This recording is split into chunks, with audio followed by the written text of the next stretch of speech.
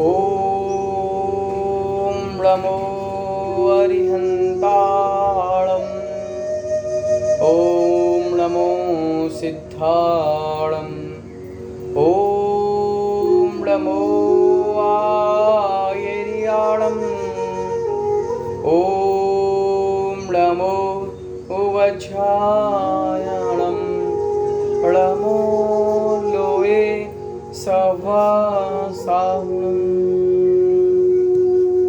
इस प्रकार हमारे छठा पर्व चल रहा था पद्म पुराण का, और पिछला जो वर्णन हुआ था राक्षस वंश और वानर वंश, हम छठे अधिकार में पर्व नंबर 6 में वानर वंश के बारे में पढ़ रहे हैं।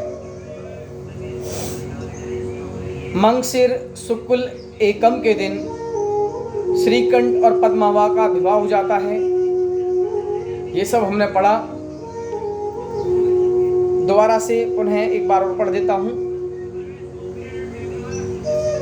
श्रीकंठ और पद्मावा का विवाह हुआ। कीर्ति धवल ने श्रीकंठ से कहा, आपके शत्रु विजयार्थ पर्वत पर बहुत हैं, इसलिए आप यहाँ ही समुद्र के मध्य में जो द्वीप है उसमें रहो, और भी आपके मन में जो स्थान अच्छा लगे वह ले लो।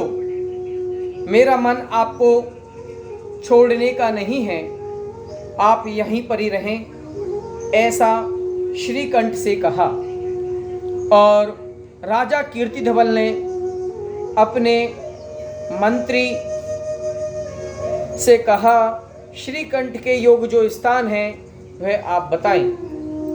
तब मंत्री ने कीर्ति धवल से कहा कि महाराज, आपके जितने भी स्थान हैं सब सुंदर हैं, मनोहर हैं। समुद्र के मध्य में बहुत सारे द्वीप हैं, कल्प वृक्ष के समान वहाँ पर वृक्ष हैं, रत्नों की शोभा से महापर्वत हैं, देवलोग वहाँ पर क्रीड़ा करने आते हैं। ऐसा महारमणीक नगर स्वर्ण रत्नों से निर्मित, उनके नाम सुनो। इस प्रकार से कल अपना यहाँ तक हो चुका था। उस नगर की बारे में वर्णन कर दिया था, और उस नगर के लोगों के बारे में वर्णन कर दिया था। अब आगे बात करते हैं। जब इतनी बात मंत्री ने कहा तो राजा कीर्ति धवल प्रसन्न हो गया, और श्रीकंठ जो थे, जिनकी शादी हुई थी पद्मभावा से, तो कीर्ति धवल ने श्रीकंठ को एक द्वीप दिया। उस द्वीप का नाम था वानर द्वीप। उस दिन चैत्र महीने के पहले दिन श्रीकंठ परिवार सहित वानर द्वीप में गए। चैत्र का महीना था। पहले दिन श्रीकंठ अपनी पत्नी पद्मावा के साथ जो द्वीप उनके राजा कीर्ति धवल ने दिया था, वानर द्वीप, वहां पर चले गए। मार्ग में जा रहे थे, पृथ्वी की शोभा देखते हुए चल रहे थे। वो जो द्वीप था, वानर नाम का द्वीप, मानो ऐसा था जैसे दूसरा स्वर्ग हो। झरनों के शब्दों से मानो श्रीकंठ को बुला रही हो कि आप आएं और हमें अपने आप को देखें। राजा ने वानर द्वीप में प्रवेश किया, चारों ओर अपनी दृष्टि घुमाई। कहीं पर छुआरे के पेड़, कहीं पर आंवले के पेड़, कहीं पर अगर के पेड़, कहीं पर चंदन, कहीं पर अर्जुन, कहीं पर इमली, कहीं पर चरोली, कहीं पर केला, कहीं अनार, सुपारी, इलायची, लौंग, काजू, बादाम, पिस्ता, अखरोट, नारियल आदि मेवों से भरपूर, फलों से भरपूर, सब्जियों से भरपूर, अनाजों से भरपूर ऐसे वृक्ष, ऐसी फसलें उस द्वीप में सुशोभित थी। ऐसी भूमि को देखकर उनका मन प्रफुल्लित हुआ। वहाँ के वृक्ष बड़े रसीले हैं, ऊंचे ऊंचे हैं, नीचे भी हैं, और कल्प वृक्ष के समान हैं। वहाँ के फलों में मीठे मीठे फल आते हैं और स्वादिष्ट होते हैं। जैसे कोई देश स्वर्ण से चमकता है, ऐसे ही उस देश में स्वर्ण कांति हो रही है। वहाँ पर कमल तो ऐसे हैं जैसे वेणुर मोणी हो, वेणुर मोती हो।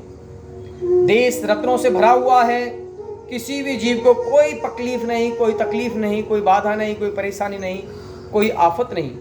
उस द्वीप में देवता लोग भी अपना पिकनिक मनाने के लिए आते हैं और क्रीड़ा करते हैं। हंस, मैना, कबूतर, मोर, चील आदि अनेक प्रकार के सुंदर सुंदर पक्षी वहाँ पर क्रीड़ा करते हैं और आकाश में उड़ते हैं। अनेक प्रकार के वृक्षों के मंडप में अनेक प्रकार के पुष्पों की सुगंधता है और उस सुंदर शिला पर, उस उपवन में राजा विराजमान हो जाते हैं। उनकी सेना उस नगर में आ जाती है। मयूरों के आवाजें, हंस की आवाज, कोयलों की आवाज बड़ी मन को प्रफुल्लित करती है। मन में बड़ी सुंदर सुंदर तरंगे उठती हैं। पक्षियों का शब्द इतना सुंदर लगता है जैसे कोलाहल हो रहा हो। मानव जय जयकार कर रहे हैं। पृथ्वी की शोभा देखकर विद्याधरियों का मन अति प्रसन्न होता है। नंदन वन समान यह वृक्ष, यह वन, उसमें राजा श्रीकंठ क्रीड़ा करते हैं। बंदर देखते हैं, अनेक प्रकार की चेष्टा राजा के मन में विचार आता है। तिर्यंच जीव भी मनुष्य के समान क्रीड़ा करते हैं। उनके भी हाथ पैर, आंख, नाक, मुंह वो भी मनुष्य की जैसी हैं, लेकिन बनावट अलग है। इनकी चेष्टाओं को देखकर राजा चकित होता है और पास में खड़े व्यक्तियों से कहता है, इनको मेरे पास लाओ। तो कुछ व्यक्ति राजा के पास बंदरों को लेकर जाते हैं। राजा जो थे कीर्ति धवल, उनको देखते हैं, बंदरों को उनको नृत्य कराना सिखाते हैं। प्रेम से उनको देखते हैं और कौतूहल कराते हैं। बंदर आपस में एक दूसरे की क्रियाएं करते हैं, स्नेह करते हैं, कलह करते हैं, तमाशे करते हैं और बंदरों की रक्षा के लिए कुछ व्यक्तियों को लगा दिया जाता है। बंदरों को खाने को बढ़िया बढ़िया भोजन देते हैं और बंदरों को साथ लेकर किहकुंद नाम के पेड़ पर, पर्वत पर चढ़ जाते हैं। पर्वत के ऊपर एक पठार देखते हैं, समतल भूमि, वहां पर किहकुंद नाम का एक नगर बसाते हैं। वो ऐसा नगर है जहां पर कोई भी शत्रु आसानी से प्रवेश कैसे भी प्रवेश नहीं कर सकता। भय योजन